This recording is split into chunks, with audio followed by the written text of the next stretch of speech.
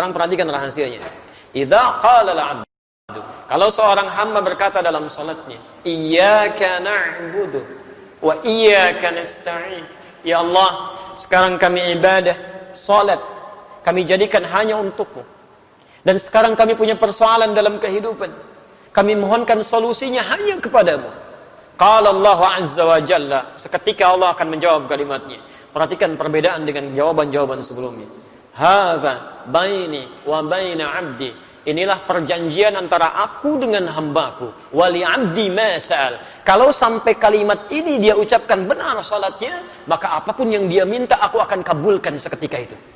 A'udzu billahi minasy syaithanir rajim. Bismillahirrahmanirrahim. Namun ternyata amin saja tidak cukup dalam ibadah. Karena kalimat amin itu di dalam Al-Quran diletakkan setelah kalimat iyyaka na'budu wa iyyaka nasta'in ihdinas siratal mustaqim dan seterusnya ayat.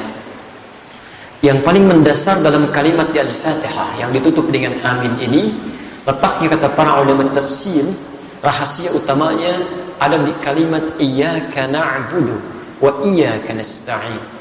Kenapa Anda kemudian respon dengan amin di setelah kita tuntas mengucapkan waladhdallin? Perhatikan rahasia besarnya tercantum dalam hadis riwayat Abu Daud nomor hadis 649. Perhatikan kalimatnya, di sini letak rahasianya. An Abi Hurairah radhiyallahu ta'ala anhu qala, hadis riwayat Abu Hurairah semoga Allah meridai kepada beliau, qala, beliau menyampaikan, qala Rasulullah sallallahu alaihi wasallam, Rasulullah sallallahu alaihi wasallam pernah bersabda, qala Allah azza wa jalla, Allah pernah memfirmankan dalam hadis qudsi. Jadi ini qudsi hadisnya. Qasamtu shalah baini wa baina 'abdi ala qismain. Saya bagi salat kata Allah sebagai hak dan kewajiban antara aku dengan hambaku. Wali 'abdi ma sa'al, dan kalau hambaku, perhatikan garisnya, kalau hambaku benar menunaikan salatnya, aku akan kabulkan apapun yang dia minta seketika. Kalau dia benar menunaikan salatnya, aku akan kabulkan apapun yang dia minta seketika. Perhatikan kalimatnya. Idza qala al-'abdu alhamdulillahi rabbil alamin. Kalau seorang hamba dalam salatnya mengucapkan alhamdulillahi rabbil alamin, qala Allah azza wa jalla, langsung Allah jawab kalimatnya, hamadani 'abdi, hambaku sedang memujiku. Wa idza qala al-'abdu ar-rahmanir rahim, kalau hambaku mengatakan ar-rahmanir rahim, qala Allah azza wa jalla athna 'alayya 'abdi, Allah menjawab hambaku sedang menyanjungku. Wa idza qala al-'abdu maliki yaumiddin, kalau hamba kemudian berkata maliki yaumiddin, qala Allah azza wa jalla, Allah menjawab majjadani 'abdi, hambaku sedang mengagungkanku. Sekarang perhatikan rahasianya. Idza qala al-'abdu, kalau seorang hamba berkata dalam salatnya, iyyaka na'budu wa iyyaka nasta'in. Ya Allah, sekarang kami ibadah, salat kami jadikan hanya untukmu. Dan sekarang kami punya persoalan dalam kehidupan. Kami mohonkan solusinya hanya kepadamu. Qala Allah azza wa jalla, seketika Allah akan menjawab kalimatnya. Perhatikan perbedaan dengan jawaban-jawaban sebelumnya. Hadza baini wa baina 'abdi. Inilah perjanjian antara aku dengan hambaku. Wali 'abdi ma sa'al. Kalau sampai kalimat ini dia ucapkan benar salatnya, maka apapun yang dia minta aku akan kabulkan seketika itu. Jadi kalau Anda benar dalam berdiri ini saja, sampai di sini saja, Anda benar kalimatnya, kata Allah, mau minta apa kamu? Kamu minta apapun, saya akan kabulkan. Karena itulah sejak dulu, para nabi dan rasul sebelum masa Nabi Muhammad SAW, setiap kali mereka menunaikan salat itu akan selalu menyampaikan doa-doa dalam hajat kehidupannya. Sebelum kita sudah ada nabi yang salat. Cuma caranya kita lebih sempurna. Sampai dengan sujud dan salam. Dulu Masya Allah, Nabi Zakaria salat. Quran surah ketiga Ali Imran ayat 38-39. Posisi paling kanan sebelah atas. Ya Masya Allah, Nabi Isa salat. Quran surah 19 dari ayat 31-nya. Posisi paling kanan di pertengahan. Nabi Ismail bahkan ya, kakek Nabi Muhammad SAW ke-29 salat dan memerintahkan keluarganya untuk salat. Quran surah 19 di ayat 55-nya. Semuanya salat. Nabi Musa salat, Nabi Ibrahim salat, semua salat. Jadi kalau Anda urutkan dari Nabi Muhammad SAW sampai Nabi Adam, mereka pun salat dengan cara yang berbeda dengan kita dan kita lebih sempurna.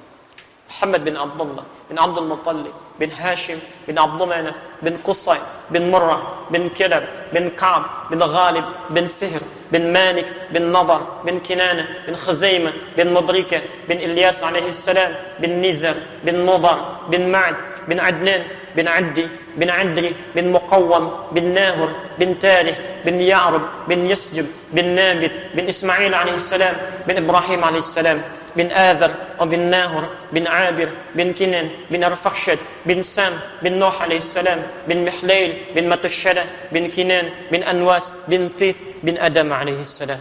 Nabi Muhammad sallallahu alaihi wasallam sampai ke atasnya semua salat. Perhatikan apa yang paling hebat terjadi. Pernah dulu ada 2 orang menikah. Setelah berumah tangga ternyata secara medis divonis tidak mungkin punya keturunan. Suaminya rambutnya sudah memutih, fisiknya sudah letih. Istrinya divonis secara klinis menopause dan mandul. Secara medis mustahil. Maka apa yang terjadi? Perhatikan kaidah Qur'annya, ini manhaj untuk kita semua. Quran surah ketiga Ali Imran ayat 38, posisi paling kanan sebelah atas. Hunalika da'a Zakaria rabbah. Di mihrabnya kemudian Nabi Zakaria yang mengalami peristiwa tadi, ya, yang saya sebutkan rambut memutih, fisiknya sudah letih, dengan kondisi istrinya ada di Quran surah 19 Maryam, dari ayat keduanya sampai dengan ayat ke-10 posisi paling kanan dari atas sampai bawah. Kemudian setelah semua mengatakan mustahil punya keturunan, apa yang dilakukan? Nabi Zakaria meninggalkan pendapat manusia, langsung bermohon kepada Allah yang tanpa batas. Maka masuk ke mihrabnya bermohon.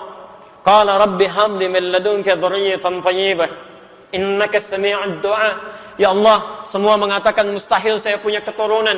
Saya hanya bermohon sekarang hanya kepadamu ya Allah, yang tidak punya batas dalam kekuasaannya. Engkau pasti dengar doa saya. Kalau pada yang maha mendengar saja belum dikabulkan, pada siapa lagi saya mesti minta ya Allah? Ini rumus dalam Al-Quran.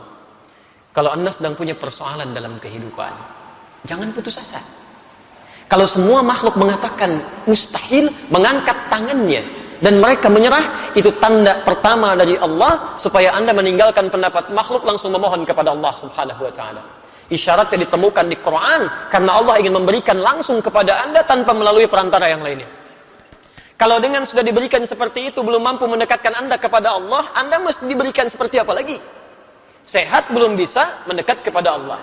Mata bisa melihat, belum bisa menggunakan untuk melihat yang baik-baik. Diberikan sakit belum ingat Allah juga. Anda mesti bagaimana lagi supaya ingat Allah? Ada anak orang matanya nggak bisa lihat, cuman usianya 4 tahun, ada yang 5 tahun, mata buta, masih mau menghafal Quran, sampai hafal Quran. Muaz namanya. Anda 40 tahun, 50 tahun, matanya sehat, masih bisa melihat sampai hari ini. Kalau dengan seperti itu belum mampu melihat isi Quran saja, mesti dengan cara apa lagi dimotivasi supaya mau meningkatkan ibadah? Tayyib, ketika bermohon itu apa yang dilakukan? Ternyata bukan bermohon biasa, ditunaikan dalam keadaan sholat, masih berdiri sholatnya. Berdiri dalam bahasa Arab disebut qaim, qaim. Sedang sholat yusalli. Perhatikan, begitu memohon kepada Allah dalam sholatnya, seketika turun malaikat. Dan kalimatnya menggunakan fa. Fanadatul malaika. Ada yang menggunakan waw, ada yang menggunakan thumma, ada yang menggunakan fa. Itu berbeda. Saya katakan dhahaba Muhammad ila jami'il jihad wa Ali. Muhammad datang ke Masjid Al-Jihad dan Ali. Kalau menggunakan waw itu Muhammad datang, Ali nyusul. Kalau kalimatnya menggunakan thumma, maka ada jarak yang cukup panjang. Muhammad sudah pergi, 1 jam kemudian Ali baru datang.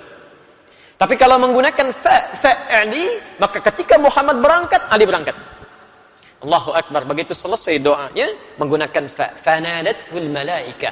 Selesai doa, belum selesai salatnya. Selesai doa, tiba-tiba turun malaikat. Wa huwa qa'imun yusalli fil mihrab. Sedangkan beliau masih berdiri dalam salatnya. Masih berdiri, belum selesai salatnya. Saat dalam keadaan berdiri ini apa yang disampaikan? Annallaha yubashshiruka bi Yahya. Allah kasih kabar gembira, Anda akan punya anak. Namanya langsung dari Allah, Yahya. Artinya hidup. Yang mustahil menurut manusia, lahir dari rahim seorang perempuan yang monofos dan mandul, bayi yang hidup, kata Allah tidak ada yang mustahil. Dan terlahir dalam keadaan sehat menjadi nabi setelah itu. Taat menunaikan salat. Nabi Zakaria berdiri dulu, salat, memohon, dikabulkan. Dengan keistimewaan Nabi Muhammad SAW, Nabi Muhammad dan umatnya bahkan sebelum berdiri sholat ditunggu oleh Allah mau minta apa. Nabi Zakaria berdiri dulu sholat, minta, dikabulkan. Umatnya Nabi Muhammad sebelum sholat ditunggu oleh Allah mau minta apa. Turun Quran surah kedua Al-Baqarah ayat 45 sampai 46, posisi paling kanan, pertengahan agak sedikit ke bawah. Perhatikan kalimatnya. Wasta'inu bis-sabri was-salah. Wasta'inu, sigatnya amr, bentuk perintah. Dan jika Anda memiliki persoalan dalam kehidupan, perhatikan cara menerjemahkannya. Dan jika Anda punya masalah dalam hidup, tidak ada manusia yang tidak punya masalah. Ya, semua kita pasti punya masalah. Ini pun tenang-tenang begini belum tentu nggak punya masalah. Kantor ada yang belum selesai, itu pasti. Quran surah kedua Al-Baqarah ayat 155 sampai 157, posisi paling kiri di atas sampai ke tengah. Setiap kita punya persoalan, ya. Baik. Dan jika Anda punya masalah dalam kehidupan, maka mintakan solusinya kepada Allah. Perhatikan caranya, ya, supaya masalah cepat selesai. Kalau Anda sedang punya masalah, satu, bis-sabri, terima dulu masalahnya dengan sabar, jangan mengeluh. Tidak ada satupun ayat di Quran yang berbicara tentang keluhan. Pilihannya cuma sabar. Diterima dengan sabar.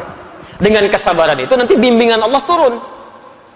Perhatikan rumus, ya, rumus kesabaran dalam Al-Quran tentang masalah. Lihat rumusnya. Quran surah kedua Al-Baqarah ayat 286. La yukallifullahu nafsan illa wus'aha. Allah sampaikan, tidak mungkin Allah menguji, menitipkan masalah pada seseorang kecuali dia sanggup mengatasinya. Artinya kalau Anda sedang diberikan masalah, diberikan ujian, artinya Anda sanggup mengatasinya. Jadi sekarang kalau Anda sedang punya masalah berat, luar biasa, itu artinya cuma Anda yang sanggup, yang lain belum tentu bisa. Karena itu dititipkan kepada Anda, bukan pada yang lain. Jelas, ya? Karena cuma Anda yang bisa mengatasi. Sifat Allah itu punya keadilan, tidak mungkin menitipkan masalah pada orang tidak sanggup. Kalau Anda sedang punya masalah luar biasa, artinya hanya Anda yang sanggup mengatasinya, yang lain tidak. Dan tidak usah pasang status, memang hanya saya yang bisa mengatasinya. La yukallifullahu nafsan illa wus'aha. Diterima dengan sabar. Sifat adil Allah ini, Masya Allah, bukan hanya melekat pada manusia, binatang pun mendapatkannya, tumbuhan pun meraihnya. Tahu cicak bagaimana beraktivitasnya? Merayap. Di mana? Di dinding. Apa makanannya? Nyamuk. Nyamuk bagaimana aktivitasnya? Terbang. Di mana sifat keadilan Allah? Makanannya bisa terbang, cicaknya nggak bisa terbang. Kalau nyamuknya jenius, itu jadi permainan cicak, gitu. Tapi perhatikan, turun kemudian keadilan Allah di sini, dan disinilah kemudian hikmah besar kita dapatkan. Orang tua kita hanya mengajarkan sedikit lirik untuk memahamkan itu. Cicak-cicak di dinding. Diam-diam, Allahu Akbar. Cuman diam-diam merayap. Keadilan Allah hanya memerintahkan kamu merayap, ya. Dia merayap walaupun cuma diam-diam. Perhatikan, ketika cicaknya mengikuti ikhtiar yang ditetapkan Allah, merayap dia sekalipun diam-diam, yang terjadi setelahnya apa? Datang seekor, Allahu Akbar. Nyamuknya yang datang, bukan cicak yang mendatangi nyamuk. Dia cuma dituntut merayap walaupun diam-diam, rizkinya datang, bukan cicak yang mendatangi nyamuk. Nyamuknya yang datang. Siapa yang mendatangkan nyamuk pada cicak? Kalau dia tidak merayap, gak akan datang, Pak. Cicak saja yang tidak dihisab, rizkinya ada, apalagi antum yang dihisab. Datang seekor nyamuk, setelah itu silahkan, ya. Jadi selalu gitu kan, ada kebaikan yang bisa kita dapatkan. Jadi rumus dalam kehidupan, ketika Anda mendapatkan masalah, terima dengan sabar. Tapi tidak cukup sampai situ. Wassalah. Dan saat sholat, mintakan solusinya. Minta kepada Allah, ya. Makanya kalimatnya ketika wasta'inu itu kata perintah. Lihat, wasta'inu itu bentuk perintah. Kalau ingin dirubah jadi bentuk permintaan, maka dirubah kalimatnya dari wasta'inu menjadi nasta'in. Itu bentuk permintaan. Wasta'inu dirubah jadi bentuk nasta'in. Ya Allah, Engkau perintahkan kami minta, sekarang kami memohon solusinya. Nasta'in. Kepada siapa? Kepadamu ya Allah. Iyyaka nasta'in. Saya mau tanya, apakah dalam sholat kita mengucapkan kalimat iyyaka nasta'in? Saat sujud atau saat rukuk? Berdiri. Bukan sujud, bukan rukuk, berdiri. Iyyaka na'budu wa iyyaka nasta'in. Bukankah Nabi Zakaria bermohon saat berdiri?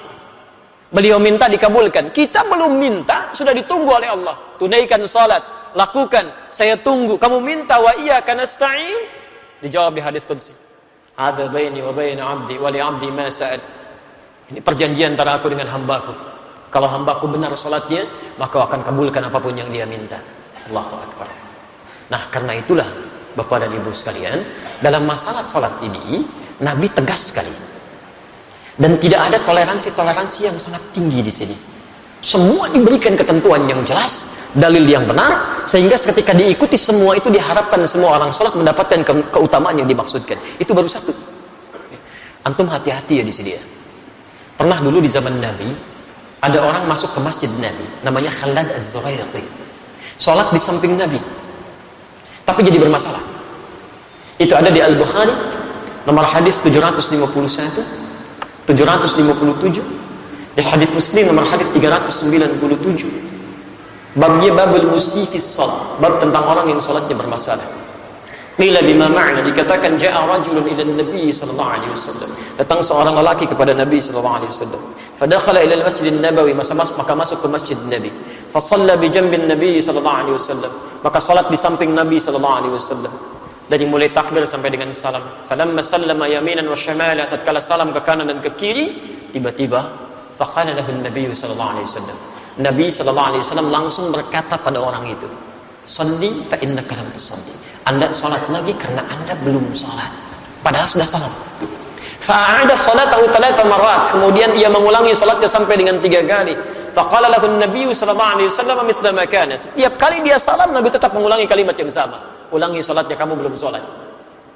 Faqala ya Rasulullah ma ahsinu ghairah. Maka dia berkata, ya Rasulullah, saya tidak bisa lebih baik lagi daripada ini. Faqala lahu an-nabiy sallallahu alaihi wasallam. Maka Nabi berkata kepada orang ini setelah dia mengatakan, "Alimni, tolong ajarkan saya." Kata Nabi, "Idza qumta ila shalah fa asbighul wudu." Kalau ingin salatnya sempurna, begini, sempurnakan dulu wudunya, dicontohkan Rasulullah. Kemudian famastaqbilal qiblah, menghadap ke arah kiblat, begini caranya. Diatur dari mulai berdirinya, merapatkan safnya, sampai dengan kemudian bertakbir sampai salamnya. Setelah selesai itulah kita mendengar kalimat sampai hari ini. Sallu kama ra'aitumuni usalli. Al-Bukhari nomor hadis 651. Salatlah kalian persis seperti melihat saya ini salat. Nah, ternyata praktek Nabi ini meminta kita salat seperti pernah melihat Nabi salat. Dulu sahabat melihat dan mengajarkan pada generasi setelahnya, bukan ingin membebani kita salat, tapi supaya salat kita benar. Dengan benarnya salat itu, manfaat salat bisa kita dapatkan dalam kehidupan. Minimal doa kita bisa dijawab oleh Allah. Bukankah dalam semua gerakan salat ada doanya? Ruku ada doanya, sujud ada doanya, duduk di antara 2 sujud 7 permintaan. Ada yang minta rezeki, ada yang minta rahmat, ada yang minta ampunan, ada yang minta perlindungan. Rabbighfirli warhamni wajburni warfa'ni, dan seterusnya. Subhanallah. Jadi ada kebaikan di situ. Itu baru 1, belum 4 yang lainnya. Karena Allah menjamin ada 5 kebaikan yang diberikan pada orang yang sholatnya benar, yang tidak akan pernah diberikan pada yang tidak sholat, atau bahkan orang sholat tapi sholatnya tidak seperti yang diinginkan oleh Al-Quran dan dituntun oleh Rasulullah SAW.